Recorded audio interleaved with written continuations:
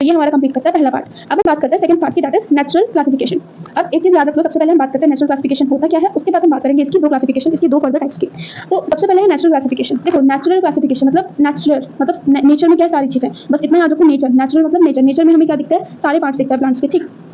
तो इसमें हमने क्या आर्टिफिशियल में क्या किया, 1 और 2 मॉर्फोलॉजिकल कैरेक्टर लिए, और नेचुरल क्लासिफिकेशन में क्या किया, हमने प्लांट के सारे कैरेक्टर्स लिए, यानी कि प्लांट का root, stem, leaf, flower, everything भी कंसीडर, ठीक है।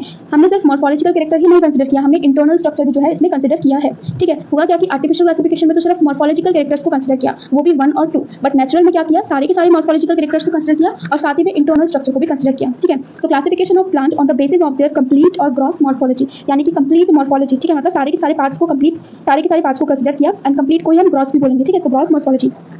सो in the system characters of whole plant, तो पूरे के पूरे प्लांट के कैरेक्टर्स को हमने इंक्लूड किया, जैसे कि रूट, शूट, लीफ एक्सेट्रा, ठीक। Now based on natural affinities among organism, हमने सिर्फ इसमें एक्सटर्नल फीचर्स ही नहीं लिए, यानी कि जो ऑर्गेनिजम्स के बीच में जो चीजें होती हैं उसके बेसिस पे हमने सिर्फ एक्सटर्नल फीचर्स को ही नहीं कंसीडर किया है, हमने इंटरनल फीचर्स भी इसमें क्या किए हैं, कंसीडर किए हैं, जैसे कि अल्ट्रा स्ट्रक्चर हो गया, उसकी एनाटॉमी हो गई, एम्ब्रियोलॉजी हो गई, फाइटोकेमिस्ट्री हो गई, इन सबको भी हमने जो है कंसीडर किया है, ठीक है। तो ये हो गया यहाँ पे थर्ड पॉइंट। उसके बाद बात कर रहे हैं कि अब इसमें इन्होंने सारे के सारे कैरेक्टर्स को कंसीडर किया, यानी कि एक तो हो गया हमारे पास में रिप्रोडक्टिव कैरेक्टर, बिकॉज प्लांट में प्रोडक्शन होता है तो स्टेमन होता है एंड पिस्टिल होता है, male and female reproductive system. तो नेचुरल क्लासिफिकेशन सिस्टम में क्या हुआ कि उन्होंने रिप्रोडक्टिव वाला जो सिस्टम है या रिप्रोडक्टिव वाला जो कैरेक्टर है उसको ज्यादा वेटेज दिया as compare to other one, ठीक। तो इतना याद रखना है कि नेचुरल क्लासिफिकेशन में क्या किया, उन्होंने ज्यादा वेटेज दिया रिप्रोडक्टिव वाले को, कैरेक्टर को ज्यादा वेटेज दिया नॉर्मल वाले से, ठीक। तो नेचुरल क्लासिफिकेशन में कि इसमें हमने क्लासिफिकेशन किया प्लांट्स का सारे पार्ट्स का, यानी कि कंप्लीट या फिर ग्रॉस मॉर्फोलॉजी के बेसिस पे, and in the system character का होल प्लांट कंसीडर किया हमने।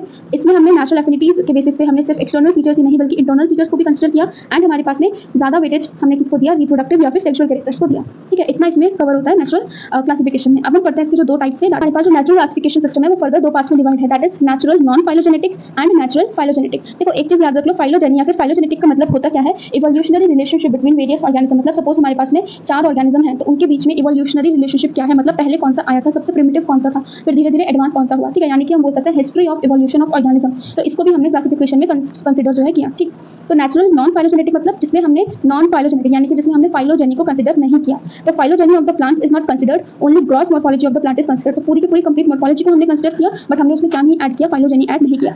सच क्लासिफिकेशन ऑफ फ्लावरिंग प्लांट किसने दिया था, जॉर्ज पैंथेनम एंड जोसेफ हुकर ने दिया था। अब फाइलोजेनेटिक वाला क्या हो जाएगा, ग्रॉस मॉर्फोलॉजी या फिर कंप्लीट मॉर्फोलॉजी प्लस फाइलोजेनी। तो इसमें हमारे पास क्या है, फाइलोजेनी भी, नेम से ही हमें पता चल जा रहा है, ठीक है। सो हमने अभी तक क्या पढ़ा, एक पढ़ा हमने आर्टिफिशियल वाला, आर्टिफिशियल में हमने क्या देखा, 1 और 2 फ्यू कैरेक्टर्स के, फ्यू मॉर्फोलॉजिकल कैरेक्टर्स के बेसिस पे हमने क्लासिफिकेशन किया। सेकंड हमने क्या देखा, नेचुरल देखा, इसमें 1 2 किया था, 1 2 कैरेक्टर के ऊपर किया था, इसमें सारे के सारे कैरेक्टर्स के ऊपर क्लासिफिकेशन किया, प्लस इसमें हमने इंटरनल स्ट्रक्चर को भी कंसीडर किया, रिप्रोडक्टिव वाले को ज्यादा वेटेज दिया। फिर ये हमने हमारे पास में दो पार्ट्स में डिवाइड हो गया, नॉन फाइलोजेनेटिक एंड फाइलोजेनेटिक, ठीक। इसके बाद हमारे पास आता है third classification, that is numerical taxonomy.